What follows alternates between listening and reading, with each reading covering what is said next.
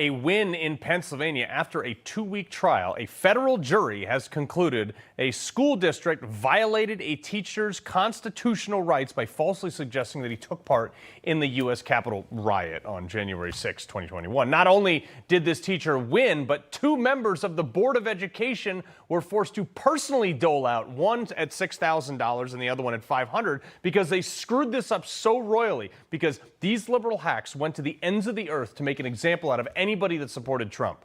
This is a victory for the First Amendment. It's not the destination, it's the first leg of this trip. And this needs to be done to every single board member, every superintendent, every mayor, every governor, and even CEOs of private companies that use January 6th as a reason to politically persecute Trump supporters.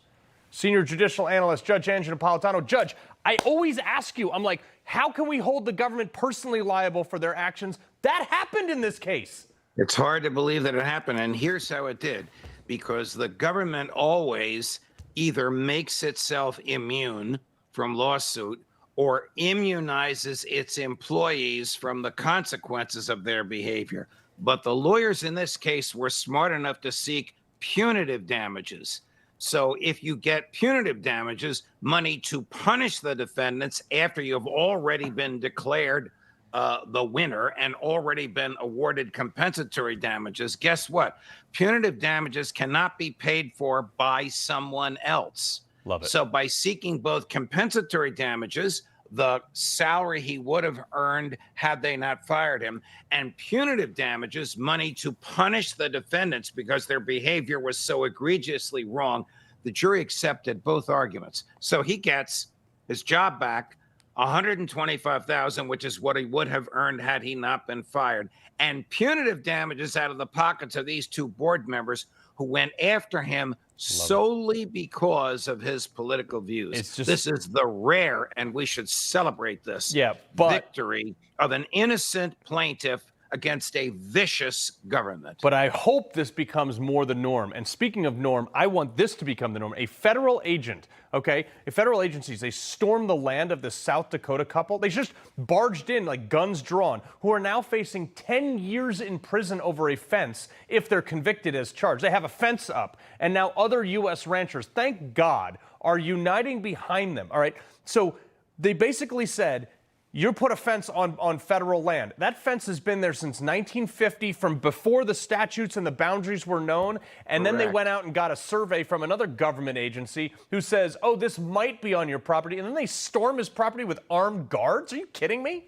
So here's what happened. If you and I have a dispute over where a fence should be, I say it's on my property, you say it's on yours. Right. You don't have the right, and I don't have the right to come in your house with guns and arrest you. We go to a court, and a court decides whose property is the fence on.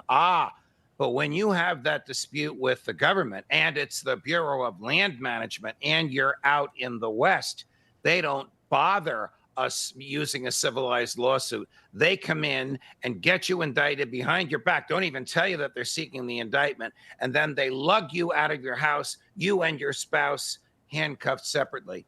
It's absolutely outrageous. This is the federal government at its worst. I suggest to you, this case will be dismissed. This will be resolved civilly as to who owns the property on top of which the fence is. Guess what? It's been there since 1950. Too late, federal government. You came by too late. Yeah, no, I think so. Maybe like 74 years too late. The other thing, though, you remember they arrested them too separately. So the husband and wife, they're not even allowed by court order to talk to each other about this, which is bizarre under spousal privilege or whatever. But remember that week-long standoff? It ironically was about exactly 10 years ago with the Bundy cattle people when BLM, they tried to seize their cattle because they weren't paying some exorbitant fee to have their cattle graze on public land. They won that case. Yes. The Bundys won that case, Carl, and I think this couple will win their case as well. By the way, that court order telling them they can't speak to each other,